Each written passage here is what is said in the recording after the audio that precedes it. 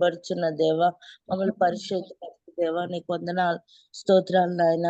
యెహోవా shalom మా సమాధానకర్త అయిన దేవా నీకు వందనాలు. యెహోవా షమ్మా నాయన తండ్రి మాతో ఉండు, స్థలములో ప్రతి స్థలంలో ఉండు దేవా నీకు వందనాలు, స్తోత్రాలు. యెహోవా నిసి మా ధ్వజమైన దేవా నీకు వందనాలు, స్తోత్రాలు నాయన. యెహోవా రోహి మా కాపరి అయిన దేవా నీకు వందనాలు, స్తోత్రాలు నాయన. యెహోవా సిద్దికేను నాయన తండ్రి మా నీతి అయిన దేవా నీకు వందనాలు, స్తోత్రాలు. యెహోవా రాఫా స్వస్థపరచు దేవా నీకు వందనాలు, స్తోత్రాలు. యెహోవా హోసేను నాయన తండ్రి మా జీవితాన్ని నిర్మించుచున్న దేవా నీకు వందనాలు, స్తోత్రాలు. యెహోవా ఎల్హోహీం నాయన తండ్రి మా దేవుడైన దేవా ప్రభువా నీకు వందనాలు, స్తోత్రాలు నాయన. యెహోవా ఎల్ షడాయ్ నాయన తండ్రి సర్వశక్తి మంతుడా నీకు వందనాలు తండ్రి. హల్లెలూయా హల్లెలూయా. మా యోధా గోత్రపు సింహమా మీకు వందనాలు, స్తోత్రాలు నాయన. మా ఎత్తైన కోట మీకు వందనాలు, స్తోత్రాలు నాయన. మా ఆశ్రయ దుర్గమా మీకు వందనాలు, స్తోత్రాలు నాయన. మహిమ తేజస్సులో నివసించువాడా మీకు స్తోత్రాలు, వందనాలు నాయన. మహిమ ప్రభావములను కిరీటముగా ధరించుకున్నవాడా నీకు వందనాలు, స్తోత్రాలు నాయన. మంచి కాపరి అయిన దేవా నీకు వందనాలు, స్తోత్రాలు. మంచి వారికి మేలు చేయుచున్న దేవా నీకు వందనాలు, స్తోత్రాలు. నీతిమంతుల మీదను నీతిమంతుల మీదను మీ వర్షాన్ని కురిపించుచున్న దేవా నీకు వందనాలు. మేఘారుండైన దేవా నీకు వందనాలు, స్తోత్రాలు. హల్లెలూయా హల్లెలూయా హల్లెలూయా. మహా తేజస్సులో ప్రకాశించువాడా నీకు వందనాలు. హల్లెలూయా హల్లెలూయా, స్తోత్రం.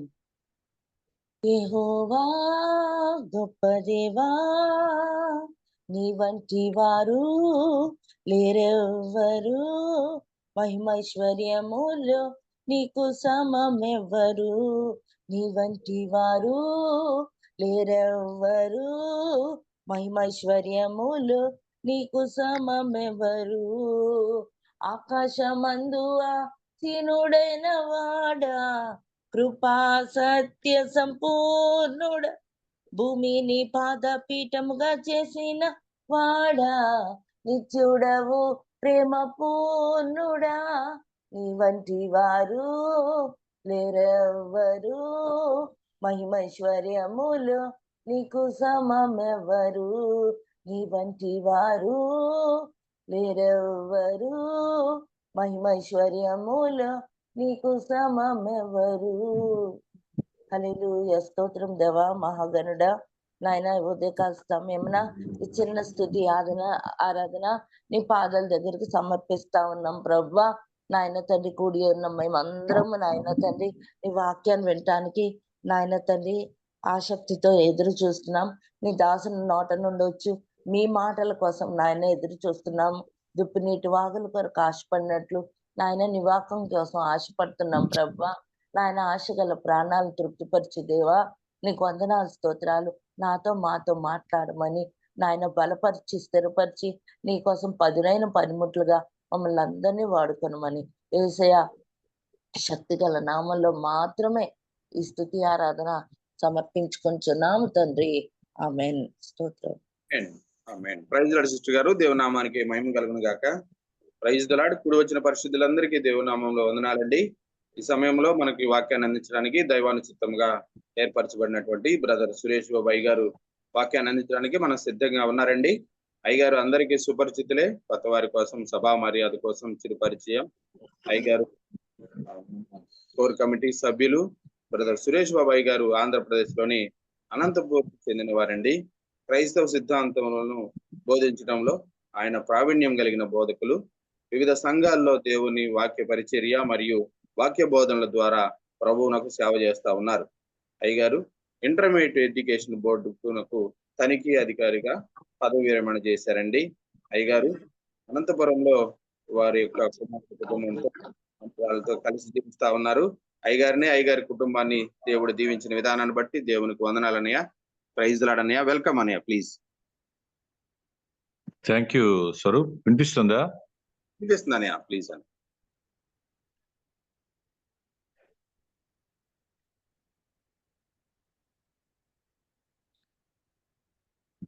వర్చువల్ ప్రేయర్ ఫెలోషిప్ కుటుంబ సభ్యులందరికీ మన ప్రభువును రక్షకుడైన యేసుక్రీస్తు నామమున శుభములు కలుగును గాక.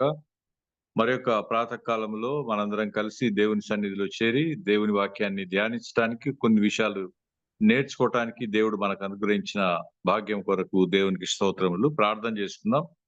పరిశుద్ధుడైన తండ్రి యేసుక్రీస్తు ప్రభునికి స్తోత్రములు. ఆయన మాకు అనుగ్రహించిన నిద్ర విశ్రాంతి నూతన దినం కొరకు వందనాలు.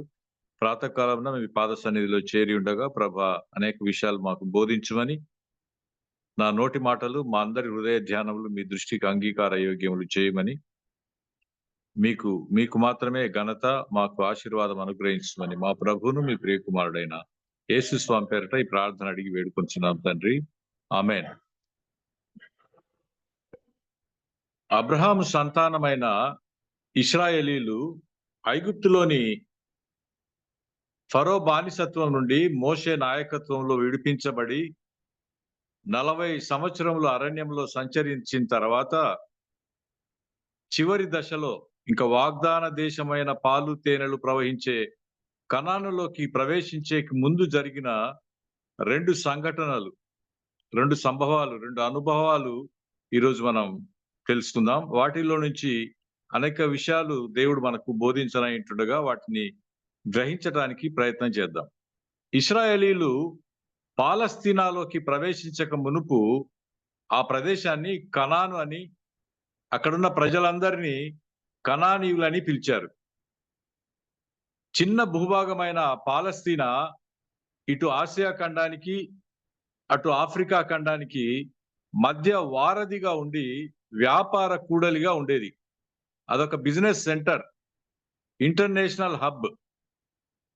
ఆ దేశంలో ఉన్న రేవు పట్టణాలకున్న ప్రాధాన్యతను బట్టి అది అనేక శత్రువుల దాడులకు గురయ్యేది. దాని కారణంగా అన్ని దేశాల యొక్క సంస్కృతులు, అలవాట్లు, వాటి ప్రభావం ఆ దేశ ప్రజల మీద మెండుగా ఉండేది. ఆ రోజుల్లో కనానులోని పట్టణాలన్నీ ఒకే రాజు పరిపాలన క్రింద ఉండేటివి కాదు. బహుశా ఒక్కొక్క పట్టణం ఒక్కొక్క రాజు పరిపాలన కింద ఉండేది. అలాంటి ఒక చిన్న నగరం గురించి మనం తెలుసుకుందాం. అది ఎరికో. దాని విస్తీర్ణం 6 మైళ్ళు. ఇప్పుడు యెహోషువ గ్రంథంలోని 2వ అధ్యాయంలో మొదటి 6 వచనాలు చదువుకుందాం. యెహోషువ గ్రంథం 2వ అధ్యాయం మొదటి 6 వచనాలు చదువుకుందాం. నేను ఒక వచనం చదువుతాను, దయచేసి మీరు ఒక వచనం చదవండి. యెహోషువ గ్రంథం 2వ అధ్యాయం మొదటి 6 వచనాలు చదువుకుందాం. నూను కుమారుడైన యెహోషువ వేగుల వారైన 2 మనుషులను పిలిపించి, మీరు పోయి ఆ దేశమును ముఖ్యముగా ఎరికోను చూడుడని వారితో చెప్పి షిత్తీము నొద్ద నుండి వారిని రహస్యముగా పంపెను. వారు వెళ్లి రాహాబను ఒక వేశ్య ఇంట చేరి అక్కడ దిగగా, దేశమును వేగు చూచుటకు ఇశ్రాయేలు యొద్ద నుండి మనుషులు రాత్రి వేళ ఇక్కడికి వచ్చిరని వర్తమానం వచ్చెను. అతడు నీ యొద్దకు వచ్చి నీ ఇంట చేరిన ఆ మనుషులను వెలుపలికి తీసుకొని రమ్ము, వారు ఈ దేశమంతటిని వేగు చూచుటకై వచ్చిరని చెప్పుటకు రాహాబు నొద్దకు మనుషులను పంపగా, ఆ స్త్రీ ఆ 2 మనుషులను వారిని దాచిపెట్టి మనుషులు నా యొద్దకు వచ్చిన మాట నిజమే. వారు ఎక్కడ నుండి వచ్చారో నేను ఎరుగను. చీకటి పడుచుండగా గవిని వేయబడు వేలను ఆ మనుషులు వెలుపలికి వెళ్ళిరి. వారేడపోయిరో నేను ఎరుగను. మీరు వారిని శీఘ్రముగా తరిమితిరా, పట్టుకొందురు అని చెప్పి తన మిద్దె మీదకి ఆ 2 ఎక్కించి దాని మీద రాసి వేసి ఉన్న జనప కట్టెతో వారిని దాచిపెట్టెను. ఇప్పటికి మీకు అర్థమై ఉంటది, మనము ఎరికో పట్టణంలో ఉన్న రాహాబు గురించి మాట్లాడుకోబోతున్నామని. యెహోవా సేవకుడైన మోషే నెబో పర్వతం మీద మృతి చెందిన తర్వాత ఇశ్రాయేలీయులను నడిపించే నాయకత్వపు బాధ్యత యెహోషువ చేతికి ఇవ్వబడింది. వాగ్దాన దేశాన్ని వారు సమీపించిన తర్వాత అంతకు మునుపు వారికి ఉన్న అనుభవాన్ని బట్టి ఎరికోలోకి ప్రవేశించటానికి ముందు ఆ పట్టణాన్ని వేగు చూచుటకు యెహోషువ 2 మనుషులను పంపాడు. వారు వేగు చూడటానికి వచ్చి ఈజీగా యాక్సెస్ ఉండి క్రొత్త వారిని చేర్చుకోగలిగిన వేశ్యా గృహాన్ని వారు ఎన్నుకున్నారు. అనేక మందితో పరిచయాలుండి అనేక విషయాలు సులువుగా తెలుసుకోగలిగిన వీలుండే రాహాబు ఇంటికి వారిద్దరు చేరుకున్నారు. తమ విషయం అంతా చెప్పారు. వెంటనే రాజుకు సమాచారం అందడం, రాజు సైనికులను ఈమె దగ్గరికి పంపించటం, ఆమె వారిని దాచిపెట్టి ఆ వచ్చిన సైనికులతో అబద్ధం చెప్పి వారిని పంపించి వేయటం మనం ఇందాక చూసాం. రాహాబును అలా కొంతసేపు ప్రక్క నుంచి ఇంకో వైపున ఆకాను గురించి చూద్దాం. యెహోషువ గ్రంథము 6వ అధ్యాయం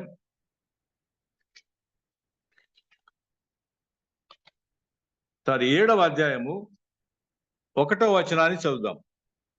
దానికంటే ముందు 6వ అధ్యాయం 17, 18, 19 వచనాలు చదువుకుందాం. యెహోషువ గ్రంథము 6వ అధ్యాయము 17, 18, 19 చదువుతారండి ఎవరైనా? చదువుతాం. ఈ పట్టణమును దీనిలో ఉన్నది యావత్తును యెహోవా వలన శపింపబడెను. రాహాబు అను వేశ్య మనము పంపిన దూతలను దాచిపెట్టెను గనుక ఆమెయు ఆ ఇంటనున్న వారందరూ మాత్రమే బ్రతుకుదురు. శపింపబడిన దానిలో కొంచెమైనను మీరు తీసుకుని ఎడల మీరు శాపగ్రస్తులై ఇజ్రాయేలీల పాళెమునకు శాపం తెప్పించి దానికి బాధ కలుగు చేయుదురు గనుక శపింపబడిన దానిని మీరు ముట్టకూడదు. వెండియు బంగారును ఇత్తడి పాత్రలను ఇనుప పాత్రలను యెహోవాకు ప్రతిష్ఠితములగును. వాటిని యెహోవా ధనాగారంలో ఉంచవలెను. అది దేవుడైన యెహోవా యెహోషువకిచ్చిన ఆజ్ఞ. యుద్ధ సన్నద్ధులైన ఇశ్రాయేలీలు మందసము తమ వెంట తీసుకొని ఏడుగురు యాజకులు పొట్టేలు కొమ్ము బూరలు ఊదుచుండగా రోజుకొకసారి నిశ్శబ్దంగా ప్రాకారం చుట్టూ తిరిగి 6 రోజులు పాలెంలోకి వెళ్లి విశ్రాంతి తీసుకోవాలి. 7వ రోజు ఉదయాన్నే లేచి 7 సార్లు ప్రాకారం చుట్టూ తిరిగి యెహోవా చెప్పిన సమయంలో బూరలు ఊదుచుండగా ఆర్భాటంతో కేకలు వేయగా ఆ ప్రాకారం కూలిపోయింది. యెరికో అందులో ఉన్న సమస్తము శపితమైందని దేవుడు ఆజ్ఞాపించాడు. మీరు ఏది కూడా అందులో నుండి తీసుకోవటానికి వీల్లేదని యెహోవా ఆజ్ఞను మీరి ఆకాను ఒక షీనారు వస్త్రాన్ని, 200 తులాల వెండిని, 50 తులముల బంగారు కమ్మిని తెచ్చుకొని గుడారంలో దాచుకున్నాడు. ఇతడు బహుశా పశువుల కాపరి అయి ఉండవచ్చు. ఇతని వయసు ఎంత ఉండొచ్చు అని మీరు గెస్ చేస్తారు, చెప్పగలరా? ఇతనికి ఎంత వయసు ఉండవచ్చు? ఒక 40 సంవత్సరాలు. ఎస్. ఎందుకంటే ఐగుప్తు నుండి బయలుదేరిన వారిలో కేవలము కాలేబు యెహోషువ మాత్రమే మిగిలారు. మిగిలిన వారందరూ అరణ్యంలోనే చనిపోయారు. కాబట్టి ఈ ఆకాను తప్పనిసరిగా వారు ప్రయాణమై వచ్చిన తర్వాత అరణ్యంలో జన్మించి ఉంటాడు. ఇతని వయసు సుమారుగా 40 సంవత్సరాల లోపునే ఉండి ఉండవచ్చు. ఇతడు పశువుల కాపరి అయి ఉంటాడు. ఐగుప్తును వదిలి అరణ్యంలోకి వచ్చిన తర్వాత పుట్టి ఉంటాడనేది బైబిల్ పండితుల యొక్క ఆలోచన. సరే, ఇతను యూదా గోత్రంలో నుండి జరహు వంశంలో నుండి కర్మీ కుమారుడైన ఆకానీన. యెహోవా ఆజ్ఞను మీరి శపితమైనది తెచ్చి తన గుడారంలో దాచుకున్నాడు. బంగారు, వెండి, ఇనుప సామగ్రి అంతటిని తన మందసం దగ్గరికి తీసుకురమ్మనేది యెహోవా యొక్క ఆజ్ఞ. అంటే దేవుని దానిలో నుండి కొంత దొంగిలినట్టుగా మనకు ఈ వాక్య భాగంలో అర్థమవుతుంది. ఇక్కడ 2 వ్యక్తులను మనం చూద్దాం. ఒకటి ఆకాను, రెండవది రాహాబు. వీరిద్దరి యొక్క లైఫ్ స్టైల్ ను మనం కంపేర్ చేస్తూ స్టడీ చేద్దాం. ఇక్కడ నుండి ఆకాను, రాహాబు అనే ఇద్దరి గురించి మనం చదువుకోవడం ప్రారంభం చేసి కొన్ని విషయాలు నేర్చుకోవడానికి ప్రయత్నం చేద్దాం. ఆకాను నిజమైన దేవుడైన యెహోవా జనాంగానికి సంబంధించిన ఇశ్రాయేలు వంశీయుడు. అయితే రాహాబు పూర్తిగా విగ్రహారాధకురాలు. యెహోవా అంటే తెలియదు, ఆయన కట్టడలు తెలియదు, ఆయన ధర్మశాస్త్రం కూడా ఆమెకు తెలియదు. ఆశీర్వదించబడిన జనాంగంలో నుండి వచ్చాడు ఆకాను. బానిసత్వం నుండి విడుదల పొందాడు ఆకాను. అనేక అద్భుతాలు తన జీవిత అనుభవంలో నుండి తన ప్రయాణంలో చూస్తూ వస్తున్నాడు. అయితే తమ దేవతల వల్ల కాక యెహోవా నిజమైన దేవుడని, ఇశ్రాయేలీల కొరకు ఎన్నో అద్భుతాలు వారి యొక్క మార్గ మధ్యంలో చేశాడని కేవలం విన్నది రాహాబ్ అంతే, చూడలేదు. నాశనం కాబోతున్న లేదా శపించబడిన ప్రజల నుండి త్రుటిలో తప్పించుకొనింది రాహాబు. విశ్వాసం ద్వారా రక్షించబడింది. అయితే ఆశీర్వదించబడిన జనాంగం నుండి అకస్మాత్తుగా శాపానికి గురయ్యాడు ఆకాను. జీవితమంతా పాపంలోనే బ్రతికి చివరి అంకంలో పరిశుద్ధ జనాంగంలోకి చేర్చబడింది ఈ యొక్క రాహాబు. జీవితమంతా దేవుని నీడలో బ్రతికి చివరి ఘట్టంలో శాపానికి గురైపోయాడు ఆకాను. తాను తన కుటుంబం అంతటిని నాశనం నుండి, నరకం నుండి తప్పించుకోవడానికి ప్రయత్నం చేసింది ఈ యొక్క రాహాబు. అలాగే తప్పించుకోగలిగింది కూడా. తాను తన కుటుంబీకులందరినీ నాశనానికి గురి చేశాడు ఆకాను. అతనొక్కడే చనిపోవటం కాదు, శాపానికి గురై అతని కుటుంబ సభ్యులందరినీ మరణానికి గురి చేశాడు. అంతేకాదు, దాని కారణం చేత హాయి అనే చిన్న నగరానికి మీదకి యుద్ధానికి వెళ్ళిన ఇశ్రాయేలు సైనికుల్లో సుమారుగా 3000 మంది చెల్లాచెదరైపోయారు. 36 మంది మరణానికి గురైనట్టుగా మనకు నెక్స్ట్ అధ్యాయాల్లో చదివితే అర్థమవుతుంది. కూలిపోబోయే ఎరికోను గుర్తించింది ఆమె రాహాబు. స్థిర నివాసం ఏర్పాటు చేసుకోబోయే ఇశ్రాయేలీయులతో ఆమె జత కట్టింది. ఇంకొన్ని రోజుల్లో వాగ్దాన భూమిలో స్థిరపడబోయే జనాంగంలో నుండి అకస్మాత్తుగా కూలిపోయే ఎరికోకు షిఫ్ట్ అయిపోయాడు ఈ యొక్క ఆకాను. ఏది శాశ్వతమో ఏది అశాశ్వతమో గుర్తించగలిగింది ఆమె. ఇంతకాలం విశ్వాసులతో నడిచిన శాశ్వతమైనదేది, అశాశ్వతమైనదేది అనే విషయాన్ని గుర్తించలేకపోయాడు ఆకాను. పాపంలో ఉంటూ పరిశుద్ధత కోసం ఆరాటపడింది రాహాబు. పరిశుద్ధుల మధ్యనే ఉంటున్నాడు, పాపాన్ని ఆశించాడు ఆకాను. ఎవరు హెచ్చరించలేదు ఆమెను, ఎవరు గద్దించలేదు ఆమెను, ఎవరు ప్రోత్సహించలేదు ఆమెను. అయినప్పటికీ ఎవరు హెచ్చరించకపోయినా, గద్దించకపోయినా, బుద్ధి చెప్పకపోయినా తాను జాగ్రత్త పడి రాబోయే వినాశనం నుండి తప్పించుకోవడానికి ఆమె ప్రయత్నం చేసింది. అయితే దేవుడే హెచ్చరించిన, దైవజనులు గద్దించిన అజాగ్రత్తగా వ్యవహరించాడు ఆకాను. తనకు కలిగిన సమస్తాన్ని వదులుకొని దేవుని పిల్లల యొక్క సహవాసాన్ని కోరుకుంది రాహాబు. దైవజనుల సహవాసాన్ని వదిలేసి వెండి బంగారాలను కోరుకున్నాడు ఆకాను. ఎరికోలోనే ఉండి వాగ్దాన భూమిపై ఆశ కలిగి ఉంది రాహాబు. వాగ్దాన ప్రజల్లోనే ఉన్నాడు. ఎరికో సంపద పైన దానికోసం ఆరాటపడ్డాడు ఆకాను. వేగు చూచుటకు వచ్చిన వారిని దాచిపెట్టి అబద్ధమాడింది ఆమె. షీనారు వస్త్రాన్ని, వెండి బంగారాలను దాచిపెట్టి అబద్ధమాడాడు ఆకాను. 7వ అధ్యాయం 21వ వచనంలో మనం చూస్తే అర్థమవుతుంది. ఇద్దరు అబద్ధమాడారు. ఒకరు ఆశీర్వదించబడిన వారిని దాచిపెట్టి రాజుతో అబద్ధమాడారు. మరొకరు శపితమైన దానిని దాచిపెట్టి దేవునితో అబద్ధమాడారు. చూడని దానిని ఆమె నమ్మింది, అయితే చూచిన దాన్ని ఆశించాడు ఆకాన్. అందుకే ఆమెది విశ్వాసం, అతనిది నేత్రాశ, శరీరాశ. తన కళ్ళు దేన్నైతే చూశాయో దాని వెంబడి దాన్ని ఆశిస్తూ వెళ్ళిన వాడుగా ఆకాను మనకు కనబడతాడు.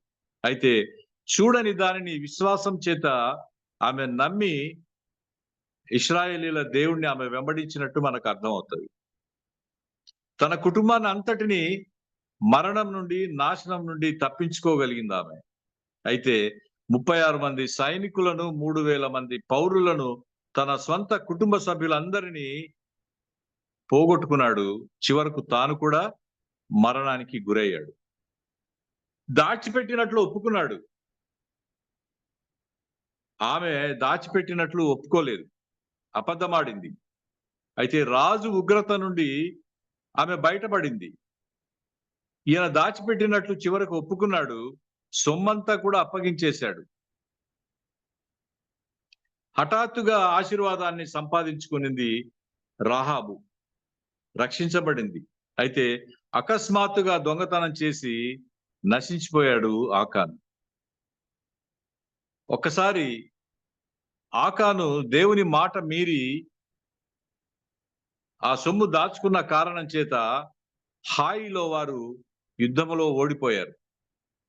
యెహోషువ దేవుని యొద్ద మొరపెట్టి ప్రార్థన చేసినప్పుడు, మీరు శపితమైన దాన్ని తీసుకొచ్చి నా ఉగ్రతకు కారణమయ్యారు, అది మీ నుండి తొలగిపోయేంత వరకు మీరు ముందుకు పోవటానికి వీల్లేదని దేవుడు యెహోషువతో ఆజ్ఞాపించినట్టు మనం చూస్తాం. శాపగ్రస్తులైన వారు నిర్మూలించబడకుండా ఇశ్రాయేలీలు యుద్ధంలో గెలవటానికి వీలు లేకుండా పోయింది. వారు ముందుకు వెళ్ళటానికి కూడా వీలు లేకపోయింది. దొంగతనం చేసి సంపాదించి దాన్ని తీసుకొచ్చి దాచిపెట్టుకున్నాడు, కానీ దాన్ని అనుభవించలేకపోయాడు ఆకాను. దాచిపెట్టాడంతే, మరుసటి రోజుకు మరణానికి గురయ్యాడు, మరణ శిక్షకు గురయ్యాడు. అలాంటి వాళ్ళు బైబిల్లో ఎవరైనా కనిపిస్తారా అండి మీకు? యూదా ఇస్కరియోతు. ఎవరైనా గుర్తొస్తారా? యూదా ఇస్కరియోతు. గుడ్. అననీయ సప్పీరా. అననీయ సప్పీరాలు.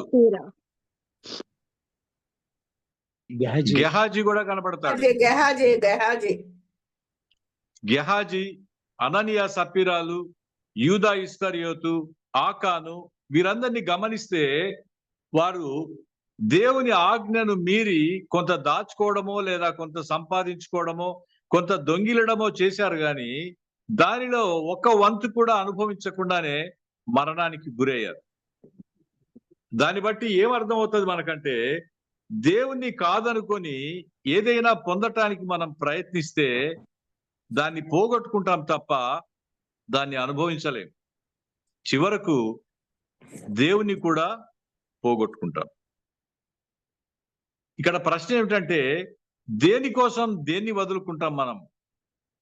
దేన్ని వదులుకొని దేన్ని సంపాదించుకోవడానికి ప్రయత్నం చేస్తున్నాం? ఇది ప్రశ్న. దేనికోసం దేన్ని వదులుకుంటున్నాం? దేన్ని వదులుకొని దేన్ని సంపాదించుకోవడానికి మనం ప్రయత్నం చేస్తున్నాం, ప్రయాసపడుతున్నాం?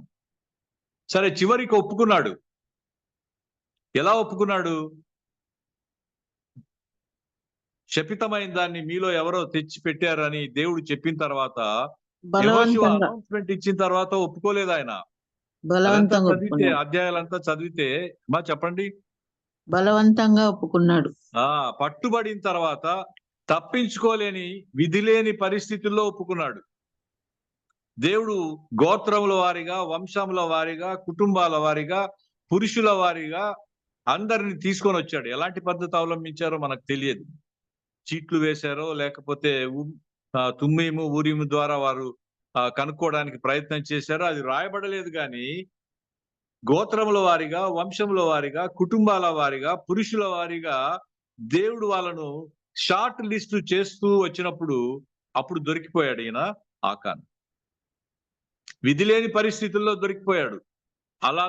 అలాగే యోనా కూడా మనకు కనబడతాడు. యోనా కూడా దేవునికి విధేయత చూపించాడు. ఎట్టి పరిస్థితుల్లో చూపించాడంటే విధి లేని పరిస్థితుల్లో చూపించాడు. ఇంకా అక్కడి నుండి తప్పించుకోలేని పరిస్థితుల్లో దేవునికి లోబడిపోయాడు. అలాంటి విధేయత కాదు దేవుడు కోరుకుంటున్నది, అలాంటి విశ్వాసాన్ని కాదు దేవుడు కోరుకుంటున్నది. దేవుడు ఒక మాట చెప్పిన వెంటనే దానికి లోబడే విధేయత చూపే విశ్వాసం కావాలని దేవుడు కోరుకుంటున్నాడు. ఒక చిన్న విషయం, ఒక చిన్న కథ చెప్తుంటారు. ఒక పిల్లవాడు వేరే వాళ్ళ తోటలోకి టెంకాయలు తెంపుకు రావడానికి వెళ్ళి ఎవరు చూడకుండా టెంకాయ చెట్టు ఎక్కాడంట. ఎక్కి టెంకాయలు కోయక మునిపే ఆ తోట యజమాని వచ్చి వీడిని చూశాడు. ఎందుకురా చెట్టు ఎక్కావని వాడిని గద్దిస్తే, ఆవు గడ్డి కోసం ఎక్కానన్నాడంట. అప్పుడు గడ్డి అక్కడెక్కడ ఉంటుందిరా చెట్టు మీద అంటే, లేదు అందుకే దిగి వస్తున్నానని చెప్పాడు. వెళ్ళింది ఒక ఉద్దేశంతో వెళ్ళాడు, పట్టుబడిన తర్వాత ఇంకొక విషయాన్ని చెప్తా ఉన్నాడు. అలాగే దొరికిపోయిన తర్వాత అప్పుడు ఒప్పుకుంటున్నాడు ఈయన ఆకాను. చివరి క్షణం వరకు అంటే బెనిఫిట్ ఆఫ్ డౌట్ కింద తప్పించుకుంటాలే అనే ఒక ఆశ కలిగి అలాగే ఉన్నాడేమో మనకు తెలియదు. చివరకు చచ్చినట్టు ఒప్పుకున్నాడు, విధి లేక ఒప్పుకున్నాడు. బంగారు, వెండి, ఇనుప సామాగ్రిని తన మందసం దగ్గరికి తీసుకురమ్మని దేవుడు ఆజ్ఞాపించాడు. అంటే అది దేవునికి సంబంధించిందిగా దేవుడు దాన్ని సెపరేట్ చేశాడు. అందులో నుండి దొంగిలినట్టుగా మనకు అర్థమవుతుంది. జాగ్రత్తగా వినండి. ఒక్క పాపం, ఆకాను యొక్క ఒక్క పాపం, ఒక్కని పాపము ఇశ్రాయేలీల జాతి మొత్తం యుద్ధంలో ఓడిపోయేటట్టు చేసింది, దేవుని దీవెనలను కోల్పోయేటట్టు చేసింది. వెంటనే మనకి ఏం జ్ఞాపకం వస్తుందంటే ఆదాము పాపం జ్ఞాపకం వస్తుంది. ఆదాము యొక్క ఒక్కని పాపము మానవాళి మొత్తం దేవుడి నుండి శాశ్వతంగా దూరం కావటానికి, దేవుని నుండి ఎడబాటుకు, చావుకు, మరణానికి గురి చేసినట్టు మనకు అర్థమవుతుంది. ఇక్కడ నాకు ఒక చిన్న అనుమానం కలుగుతుంది. అసలు తప్పు చేసింది ఆకాను కదా, అయితే శిక్ష మొత్తం కుటుంబం అంతటికి విధించబడింది. ఆ అధ్యాయంలో మీరు చూడగలిగితే ఆకాను, అతని భార్య, అతని కుమారులు, అతని కుమార్తెలు, అతనికి కలిగిన సమస్తం మీద అండి పశువులు కూడా, పశువులు, అతనికి కలిగిన సమస్తాన్ని రాళ్లతో కొట్టి చంపి ఒక రాళ్ల గుట్ట ఆ ఆకోరు లోయలో ఉండిపోయింది. అప్పటి నుండి ఆ లోయకు ఆకోరు లోయ అనే పేరు వచ్చినట్టుగా మనకు కనిపిస్తుంది. పాప ఫలితము ఏ కాలంలోనైనా ఏ జనాంగం పైన ఒకే ప్రభావాన్ని కలిగి ఉంటది. దానిపైన ఒకే తీర్పును దేవుడు అమలు చేసేవాడు అయి ఉంటాడు. గెహాజీ కూడా అంతే. ఆయన ఒక్కడే పాపం చేశాడు. ఆయన ఒక్కడే పరుగున వెళ్ళి బంగారు, వెండి, కొన్ని వస్త్రాలు, వెలగల వస్త్రాలు తెచ్చుకున్నాడు. అయితే అతనికి, అతని కుటుంబం అంతటికి కూడా కుష్టు వ్యాధి సంప్రాప్తం అవుతుందని ప్రవక్త శాపాన్ని ఇచ్చాడు. చూసారా? యూదా గోత్రం, జరహు వంశం, జబ్ది కుటుంబంలో ఆకాను దొరికాడు. అతని కుటుంబం అంతా, అతనికి కలిగిన సమస్తం అంతా నాశనం అయిపోయేటట్టు దేవుడు తీర్పును అమలు చేసినట్టుగా మనం చూస్తాం. ఒక్కరి పాపం కుటుంబాన్ని సమూలంగా నాశనం చేసింది. అక్కడ ఆకాను విషయం. ఇక్కడ రాహాబు విషయంలో ఆమె ఒక్కరి విధేయత, ఆమె ఒక్కరి విశ్వాసం తన పరివారాన్ని అంతా రక్షణలోకి నడిపించినట్టుగా చూడగలరు. ఇంకా 3 రోజుల్లో యోర్దాను దాటిన తర్వాత 3 రోజుల్లో ఆ యెరికో నాశనం కావాల్సి ఉంది. ఆ 3 రోజుల గ్యాప్ లో దేవుని అంగీకరించి, దేవుని ప్రజలను వెంబడించి వారితో పాటు తమ దేశాన్ని వదిలిపెట్టి వెళ్ళిపోవాలని కోరుకుందామె. కాపాడబడింది. 3 రోజుల్లో శాశ్వత నివాసాన్ని ఏర్పాటు చేసుకోవడానికి, స్వతంత్రించుకోవటానికి దేవుడు ఆజ్ఞాపిస్తే యెరికో దాటి హాయికి వెళ్ళవలసిన ఆకాను నశించిపోయాడు. ప్రారంభం చాలా గ్రాండ్ గా ఉంది, అయితే ముగింపు చాలా అవమానకరంగా ఉంది, చాలా ట్రాజిక్ గా ఉంది. 10 తెగుళ్ళు చూశారు ఐగుప్తులో. ఎర్ర సముద్రం పాయలవటం చూశారు ఇశ్రాయేలీలు. 40 సంవత్సరాలు మన్నా భుజించారు. యోర్దాను పాయలు కావడం చూశారు. ఎండిన యోర్దాను దాటి అటువైపుకు ప్రయాణం చేశారు. 40 సంవత్సరాలు ప్రయాసపడి ఫలితం అందుకోకుండానే నాశనమైపోయాడు ఆకాను. ఎలా ప్రారంభించామన్నది కాదు మన విశ్వాస జీవితం, ఎలా ముగించబోతున్నాం అనేది చాలా ప్రధానమైన అంశం. విశ్వాస జీవితం ప్రారంభంలో చాలా బాగా ఉంటది. అనేక ఒడిదుడుకులకు లోనయ్యి గురయ్యి ప్రయాణాన్ని కొనసాగిస్తాం. అయితే ముగింపును బట్టి మాత్రమే దేవుడు మనల్ని అంగీకరించేవాడు అంటున్నాడు. అందుకే పౌలు ఏమంటాడంటే, నా విశ్వాసం నేను కాపాడుకుంటుని, నా పరుగు నేను తుదముట్టించి తిని అంటాడు. విశ్వాస జీవిత ప్రారంభాన్ని చూసి కాదు, విశ్వాస జీవితం యొక్క ముగింపును బట్టి మనల్ని బట్టి దేవుడు సంతోషించేవాడై ఉంటాడు. మనం ఒకవేళ పరుగు పందెంలో పాల్గొంటే, ఒక 20 మంది పాల్గొన్నారు అనుకోండి, రెడీ 1 2 3 అనగానే పరుగు ప్రారంభం చేస్తాం. అందరికీ బహుమానం రాదు. ఎవరు ముగింపు వరకు ప్రయాణం చేస్తారో, పరుగు తీస్తారో, వారికి మాత్రమే మొదటి 2 3 బహుమానాలు వస్తాయి. ప్రయాణం లేదా పరుగు పందెం ప్రారంభించిన వారికి కాదు, ముగించిన వారికి మాత్రమే దేవుడు తన ఆశీర్వాదాల్ని అనుగ్రహించేవాడై ఉంటాడు. గోత్రాలు, వంశాలు, ఇంటి పేర్లు, మనం వెళ్ళే మందిరాలు మనల్ని కాపాడలేవు. అయితే మన యొక్క వ్యక్తిగత ఆత్మీయ జీవిత విశ్వాసం మాత్రమే మనల్ని కాపాడుతుంది. దానిని బట్టి మాత్రమే దేవుడు సంతోషించేవాడై ఉంటున్నాడు. దేవుని మాటకు మనం చూపే విశ్వాసం, విధేయత చాలా ప్రధానమైంది. మనం చూపించే విధేయత లేదా అవిధేయత మన యొక్క నిత్యత్వాన్ని నిర్ణయించేదై ఉంటుంది. Matter of your obedience or disobedience that decides your destiny in eternity. మనం చూపించే విధేయత లేదా విశ్వాసం లేదా మనం కనబరిచే అవిశ్వాసమే మన యొక్క శాశ్వతత్వాన్ని, మన యొక్క నిత్యత్వాన్ని నిర్ణయించేదిగా ఉంటుంది. తన పాపాన్ని, దేశాన్ని, ప్రజలను వదిలిపెట్టి యెహోవాను గురించి విని విశ్వసించి వెంబడించాలని రాహాబు నిర్ణయం తీసుకుంది. అలాంటి ఒక గొప్ప తీర్మానం, ఒక గొప్ప నిర్ణయం ఆమెను ఒక గొప్ప స్త్రీగా యేసుక్రీస్తు వంశావళిలోకి చేర్చినట్టుగా మనకు అర్థమవుతుంది. మత్తయి రాసిన సువార్త 1వ అధ్యాయం 5వ వచనం చూస్తే మనకు అర్థమవుతుంది.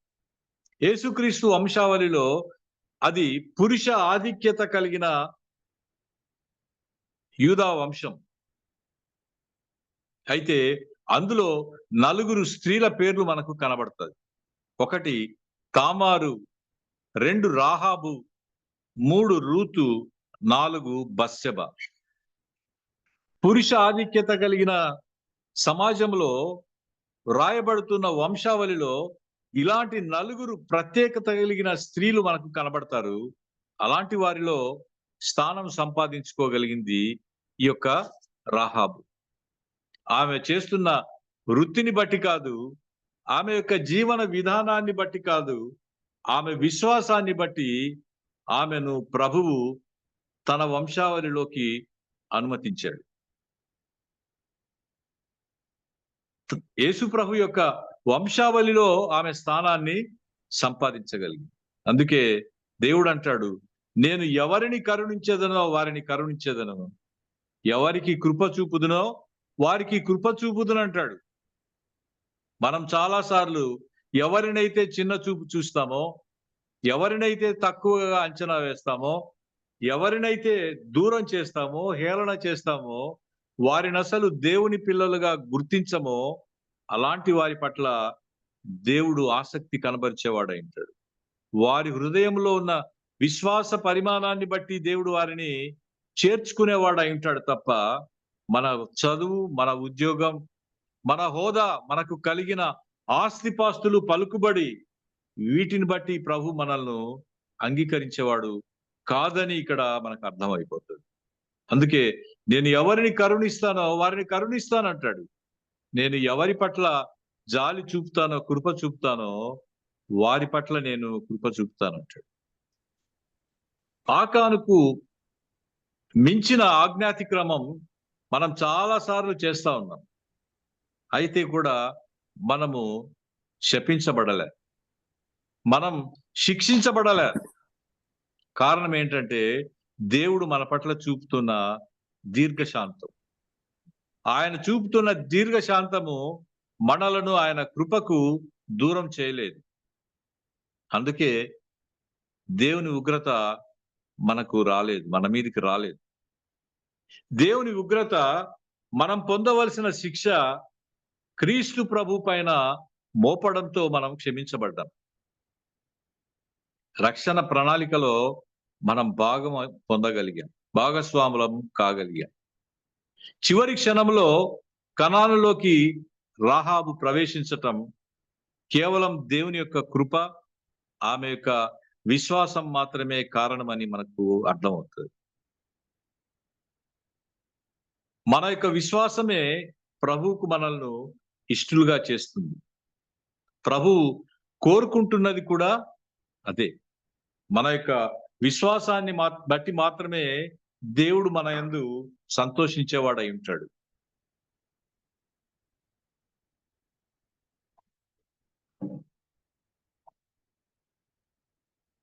ఏ కాలంలోనైనా దేవుడు అనుగ్రహించే రక్షణ ఆయనను ఆశ్రయించే ప్రతి ఒక్కరికి అందుబాటులో ఉంటుంది. యేసు ప్రభుల వారు కూడా అందుకే ఒక మాట అంటాడు, నా యుద్ధకు వచ్చు వారిని నేను ఎంత మాత్రమును త్రోసివేయనంటాడు. నిజమైన విశ్వాసంతో ఆయనను ఆశ్రయించే వారిని ప్రభువు త్రోసివేసేవాడు కాదు. వారు కనానీయుల, వారు హెబ్రీయుల, వారు హిత్తీయుల, లేకపోతే అంటరాని వారా, ఇవన్నీ దేవుడు చూసేవాడు కాదు. ఇలాంటి విభజన రేఖ మనం గీసుకున్నాం తప్ప దేవుడు గీయలేదు. ఏ జనాంగంలో నుండి అయినా సరే ఆయన వద్దకు నిజమైన విశ్వాసంతో రాగలిగితే వారిని చేర్చుకోవడానికి ప్రభు ఎప్పుడు సిద్ధంగానే ఉన్నాడు. నూతన నిబంధనలో కూడా రాహాబు యొక్క విశ్వాసాన్ని కొనియాడినట్టుగా మనం చూడగలుగుతాం. చూస్తారా దాన్ని? హెబ్రీలకు రాసిన పత్రికలో 11వ అధ్యాయం 30-31 వచనం దయచేసి చూడండి. హెబ్రీలకు రాసిన పత్రిక 11వ అధ్యాయం 30-31 వచనం దొరికిందండి?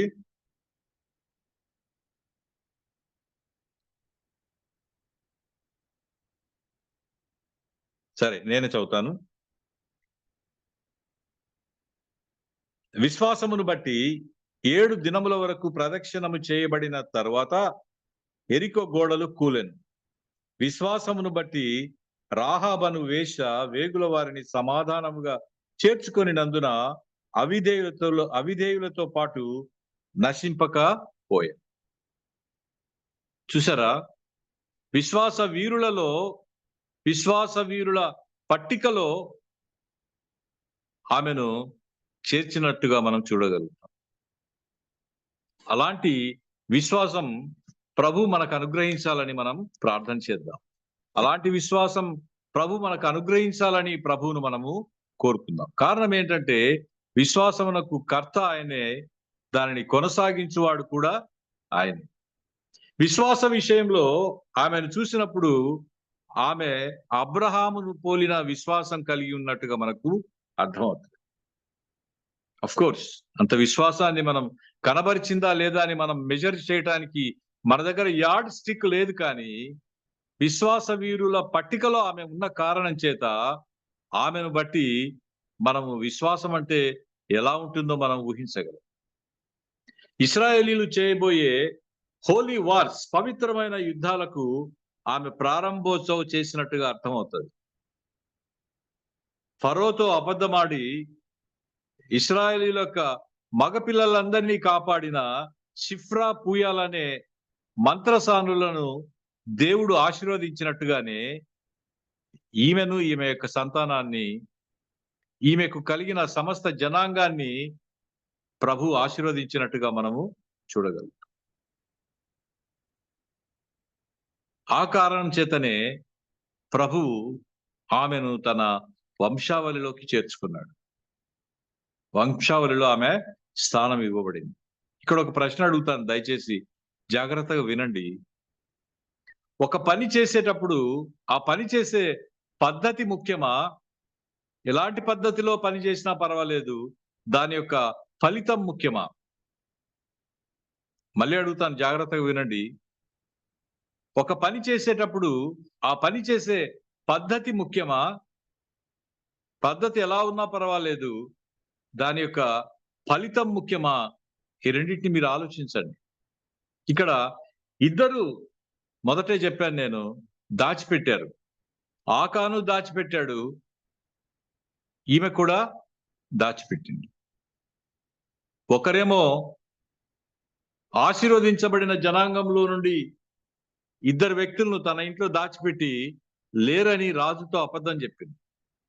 అయితే ఇంకొకరు ఏదైతే వద్దన్నారో, దేవుడు ఏదైతే శపితమైందని చెప్పాడో, ఆజ్ఞాపించాడో, దానిలో నుండి కొంత దాచిపెట్టి అబద్ధమాడి ప్రాణం మీదకి తెచ్చుకుంది. పద్ధతి ముఖ్యమా, ఫలితం ముఖ్యమా? గమనించండి. ఇద్దరు దాచిపెట్టి అబద్ధమాడారు. శపితమైంది ఒకరు, ఆశీర్వదించబడిన వారిని ఒకరు. దేవుడు ఇశ్రాయేలీల పట్ల చేసిన అద్భుత కార్యాలన్నీ విని కనానీయులందరూ గుండెలు అదిరిపోయినట్టుగా, భయపడిపోయినట్టుగా ఆమె చెప్తుంది యెహోషువ గ్రంథంలోనే. అయితే తన దేశ నివాసులందరికీ భయం కలిగించిన ఆ విషయాలు ఆమెకు విశ్వాసాన్ని కలిగించాయి. గమనించారా? యెహోవా దేవుడు చేసిన గొప్ప కార్యాలన్నీ విన్న తర్వాత యెహోషువ నాయకత్వంలో దీనికంటే ముందు ఒక రాజ్యం మీద యుద్ధం చేసి వారిని నశింప చేసిన తర్వాత, ఆ వార్తలన్నీ విన్న తర్వాత కనానీయుల గుండెలు అదిరిపోయినట్టుగా రాహాబు చెప్తుంది. అయితే అదే విషయాలు విన్న తర్వాత రాహాబు గుండెలు అదిరిపోలేదు, కానీ దేవుని పట్ల ఆమె ఆకర్షితురాలైనట్టుగా మనకు అర్థమవుతుంది. ఒకే విషయం కొంతమందిని భయపెడుతుంది, ఒకే విషయం మరికొంతమందిని ప్రభు దగ్గరకు ఆకర్షిస్తుంది. ఆమెను మాత్రము ప్రభు దగ్గరకు ఆకర్షించినట్టుగా మనకు అర్థమవుతుంది. ఆమె నమ్మింది, దేవుడు మీకు ఈ భూభాగాన్ని అంతా ఇవ్వబోతున్నాడు. మీ దేవుడు భూమికి మాత్రమే కాదు, ఆకాశానికి కూడా దేవుడు. మేం పూజించే వ్యర్థమైన దేవతల వంటి వాడు కాదు మీ దేవుడు. మీ దేవుడు నిజమైన దేవుడు అని ఆ వచ్చిన వేగు చూచే వారితో ఆమె సాక్ష్యం చెప్పినట్టుగా మనకు అర్థమవుతుంది. దేవుని యొక్క సార్వభౌమాధికారానికి ఆమె లోబడింది. ఆ భూభాగం అంతటిని దేవుడు వారికి ఆశీర్వదించి ఇవ్వబోతున్నాడని విశ్వసించింది. తన విశ్వాసాన్ని క్రియల ద్వారా ప్రకటించింది రాహాబు. ఆ క్రియల ద్వారా ప్రకటించడం అంటే తన కుటుంబాన్ని, పరివారాన్ని అంతటిని వారు వచ్చి యెరికో మీద దాడి చేసే సమయానికి తన ఇంట్లో చేర్చుకొని ప్రాకారానికి బయట కనపడుతున్న కిటికీకి ఒక ఎర్రని దారాన్ని ఆమె కట్టినట్టుగా మనం చూస్తాం. సున్నతి చేయబడిన వీరు అన్యురాలైన వేశ్య అయిన రాహాబును తమ యొక్క వాగ్దాన సమాజంలోకి చేర్చుకోవడం చాలా ఆశ్చర్యం. యూదులు అన్యులను తాకరు, అన్యులతో సాంగత్యం చేయరు. అది పేతురు కూడా దాన్ని ఒప్పుకుంటాడు. అన్ని సంవత్సరాల తర్వాత, అన్ని తరముల తర్వాత పేతురు చెబుతున్న మాటను అప్పటికే వైలేట్ చేసినట్టుగా దేవుని ఆజ్ఞను మీరి వారిచ్చిన మాట ప్రకారంగా రాహాబును వారు వాగ్దాన సమాజంలోకి చేర్చుకున్నారు. ఆ సమాజంలోకి చేర్చబడిన తర్వాత రాహాబు దావీదు యొక్క పితరుడైన సల్మానును పెళ్లి చేసుకుంటుంది. అతన్ని వివాహం చేసుకొని యేసు ప్రభు యొక్క వంశావళిలోకి ఆమె చేరిపోతుంది. తెగుళ్లలో చివరి తెగులు తప్పించుకోవడానికి ఇశ్రాయేలీయులందరూ ఐగుప్తులో ఒక పస్కా పశువును బలి అర్పించి ఆ రక్తాన్ని ద్వారబంధాలకు పూసుకొని రాత్రి మరణ దూత యొక్క ప్రభావం నుండి తప్పించబడి అందరూ సజీవులుగా బయటపడ్డారు. అలాంటి దానికి సాదృశ్యంగా యేసు ప్రభుల వారి యొక్క శిలువ రక్తాన్ని పూసుకున్న మనము రక్షణను పొందగలిగాం. దానికి సాదృశ్యంగా రాహాబు తన ఇంటి కిటికీకి ఒక ఎర్రని నూలు దారాన్ని వేలాడదీసినట్టుగా మనం చూస్తాం. అది మనం పొందిన రక్షణకు కారణమైన యేసు ప్రభు యొక్క శిలువ రక్తానికి సాదృశ్యంగా మనకు కనబడుతుంది. రాహాబు తన ఇంటి కిటికీకి కట్టిన ఎర్రని నూలు చూస్తే మనకేం గుర్తు రావాలంటే మనలను నాశనం నుండి తప్పించిన యేసు రక్తం మనకు గుర్తు రావాలి. ఆయన మనకు అనుగ్రహించిన విశ్వాసం, మన బాప్తిస్మం, మనం పాల్గొనే బల్ల, మనం ప్రచురించే ఆయన యొక్క సువార్త మనలను ఆయన పిల్లలుగా పరమ కానానుకు తీసుకువెళ్ళును గాక. ఆమెన్. దేవుడు తన వాక్యాన్ని మనందరి వినికిడిలో దీవించును గాక. Amen. Over to Johnson. Amen. Praise the lord. Thank you brother. మరి చాలా చక్కని అద్భుతమైన మెసేజ్ ని మీరు మాకు అనుగ్రహించారు. వర్చువల్ ప్రేయర్ ఫ్యామిలీ తరఫున మీకు ప్రత్యేక వందనాలు తెలియజేస్తున్నాను. మరి ఆకాను రాహాబు వాళ్ళిద్దరిని మన మధ్య ఉంచారు కదండి. మనం ఎలా ఉన్నాం, మన విశ్వాస పరిమాణం ఎలా ఉంది?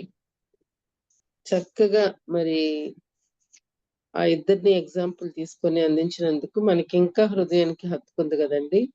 దయచేసి ఏమన్నా ఉంటే మనం సరి చేసుకుందాము. దేవుడు నీకేమైనా చూపించినా ప్రేరేపించినా మరి అందరం సరి చేసుకుందాము. చక్కని వాక్యాన్ని, గద్దెంపులతో కూడిన వాక్యాన్ని మరి అందించినందుకు వర్చువల్ ప్రేయర్ ఫ్యామిలీ తరఫున మీకు ప్రత్యేక వందనాలు తెలియజేస్తున్నానండి. మరి ముగింపు ప్రార్థన, ఆశీర్వాదం, పరలోక ప్రార్థన ఇవ్వాల్సిందిగా మన మధ్యలో ఉన్న శీలం రాజు గారిని కోరుతున్నానండి. శీలం రాజు గారు.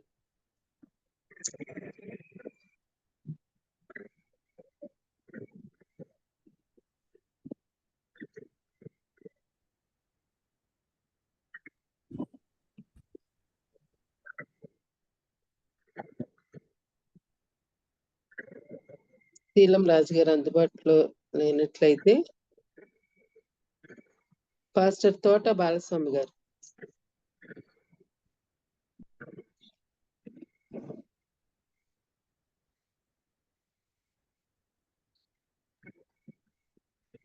ఇంకా విజయ్ కుమార్ అయ్య గారు అందుబాటులో ఉన్నారు. విజయ్ కుమార్ అయ్య గారు మీరు చేయండి సార్. ప్రార్థన చేసుకుందామండి. సర్వోన్నతుడ, సర్వాధికారి, సకల ఆశీర్వాదాలకు కారణభూతుడైన మా ప్రియ తండ్రి, మమ్మల్ని లోకం నుంచి, పాపం నుంచి, అజ్ఞానం నుంచి విడుదల చేసి విశ్వాస సంబంధమైనటువంటి పోరాటంలో పిలిచినటువంటి మా గొప్ప దేవ, మరి తండ్రి ఈ రోజున మరొకసారి మమ్మల్ని మేము పరీక్షించుకోవడానికి ఆకానును రాహాబును మరి అయ్యగారి ద్వారా మా ఎదుటి పెట్టి ఉన్నారు. నిజమే తండ్రి, దాచిపెట్టిన విషయంలో ఇద్దరు చేసిన పని ఒకటి కానీ ఫలితాలు వేరుగా ఉంటున్నవి. మరి ఈ ఫలితాలు తండ్రి మా ఆత్మీయ జీవితంలో హెచ్చరికగాను, మరి తండ్రి ఆరంభ శూరత్వం కాకుండా అంత్యము చాలా బాగా ఉండాలి, విశ్వాసంలో ఆఖరి ఘట్టము చాలా అద్భుతంగా ఉండాలని చెప్పి మరి రాహాబు జీవితాన్ని తను మిమ్మల్ని ఎరుగకపోయినా మీ మాటలు విని భయపడి విశ్వాసమునకు కర్త అయినటువంటి మిమ్మలను విశ్వాసులకు తండ్రి అయిన అబ్రహాంలో ఫలించి మరి తండ్రి ఆమె మీ పట్ల చూపినటువంటి విధేయతను బట్టి తాను తన కుటుంబాన్ని సంరక్షించుకోగలిగింది. మరి ఆకాను తండ్రి ఎన్నో అద్భుతాలు ఇశ్రాయేల్ మధ్య మీరు చేసినటువంటి కార్యాలు చూసిన మరి హక్కు కలిగినటువంటి ప్రియబిడ్డ అయినప్పటికీ కూడా తను చేసినటువంటి అజ్ఞానం వలన తాను తన కుటుంబము నశించినట్లుగా మేము చూస్తుంటున్నాం తండ్రి. మరి పాపం అనేటువంటిది శిక్ష ఎప్పుడు కూడా ఏ కాలంలోనూ ఒకేలాగా ఉంటుందని మంచి హెచ్చరికను అనుగ్రహించారు. నిజమే తండ్రి. మరి మేము సులువుగా చిక్కులు పెట్టేటువంటి పాపాలను ప్రతి భారాన్ని తీసివేసుకుని మీ వైపు చూసి ముందుకు కొనసాగేటువంటి మంచి ఆ ఆలోచనను మాకు ఈరోజు అయ్యగారి ద్వారా మీరు అనుగ్రహించారు. మరి తండ్రి ఆయన మరి విశ్లేషణ ఎంతో అద్భుతంగా మరి ఎంతో చక్కగా నీట్గా తండ్రి ఎక్కడా కానీ మరి తండ్రి వారి కన్ఫ్యూజ్ కాకుండా అనర్గళంగా మాతో మీరు మాట్లాడి ఉంటున్నారు. అయ్యగారిని ఆశీర్వదించండి. ఆయన చేసేటువంటి పరిచర్యను ఆయన అనేకులకు తండ్రి ఆయన మాటలు తండ్రి మీరు ఆయనలో ఇచ్చినటువంటి ఆ జ్ఞానం అనేకులకు జీవప్రదమైనటువంటి ప్రాప్తించినట్లుగా ఆయన మీరు వాడుకుంటున్నందుకే స్తోత్రాలు చెల్లిస్తుంటున్నాం. ఈ రోజునైనా ఉదయకాలంలో ఎంతో మందిని మేము చేరి వచ్చి మీ మాటలు వినడానికి మీరు మాకు ఇచ్చినటువంటి యొక్క కృపకై స్తోత్రాలు చెల్లిస్తుంటున్నాం తండ్రి.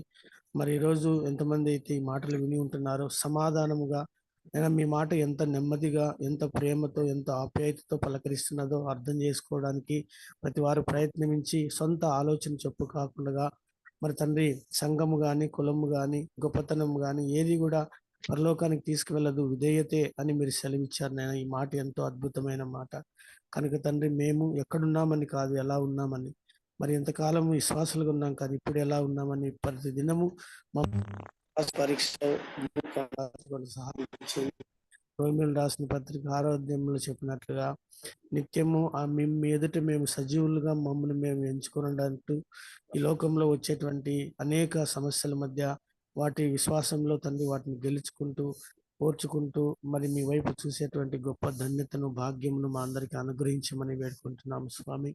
మరి తండ్రి ఉదయకాలాన్ని మీరు ఆశీర్వదించి ఇచ్చినందుకు మీ స్తోత్రాలు.